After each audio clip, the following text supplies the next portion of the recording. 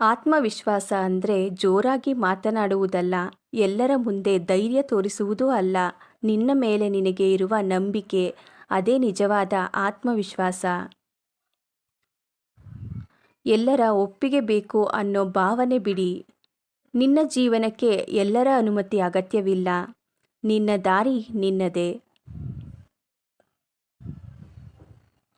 ನಿನ್ನನ್ನು ಇತರರೊಂದಿಗೆ ಹೋಲಿಸಿಕೊಳ್ಳಬೇಡಿ.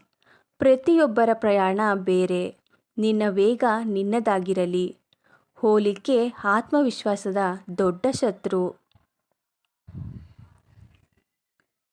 ನನಗೆ ಹಾಗಲ್ಲ ಅನ್ನೋ ಮಾತು ಕಡಿಮೆ ಮಾಡಿ. ನೀನು ನಿನ್ನನ್ನು ಹೇಗೆ ಮಾತನಾಡಿಕೊಳ್ಳುತ್ತೀಯೋ ಅದೇ ನಿನ್ನ ಆತ್ಮವಿಶ್ವಾಸ. ಮಾತು ಬದಲಿಸಿದರೆ ಮನಸ್ಸು ಬದಲಾಗುತ್ತದೆ. ಸಣ್ಣ ಗೆಲುವುಗಳನ್ನು ಲಘುವಾಗಿ ನೋಡಬೇಡಿ.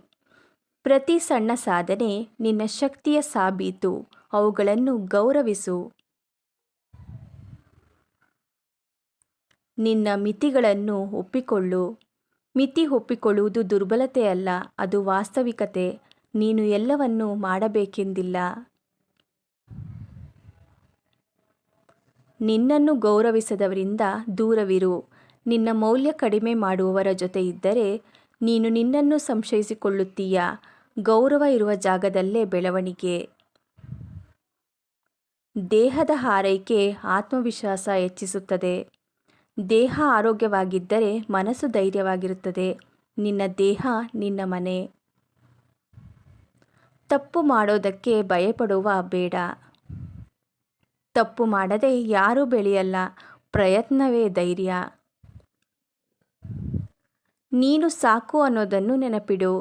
ನೀನು ಸಂಪೂರ್ಣವಾಗಿರೋದು ಇನ್ನೊಬ್ಬರ ಮಾನ್ಯತೆಯಿಂದಲ್ಲ, ನಿನ್ನ ಅಸ್ತಿತ್ವವೇ ಸಾಕು. ಆತ್ಮವಿಶ್ವಾಸ ಅಭ್ಯಾಸದಿಂದ ಬರುತ್ತದೆ. ಒಂದು ದಿನದಲ್ಲಿ ಆಗೋದಿಲ್ಲ. ಪ್ರತಿದಿನದ ಸಣ್ಣ ಆಯ್ಕೆಗಳು ಆತ್ಮವಿಶ್ವಾಸ ಕಟ್ಟುತ್ತವೆ.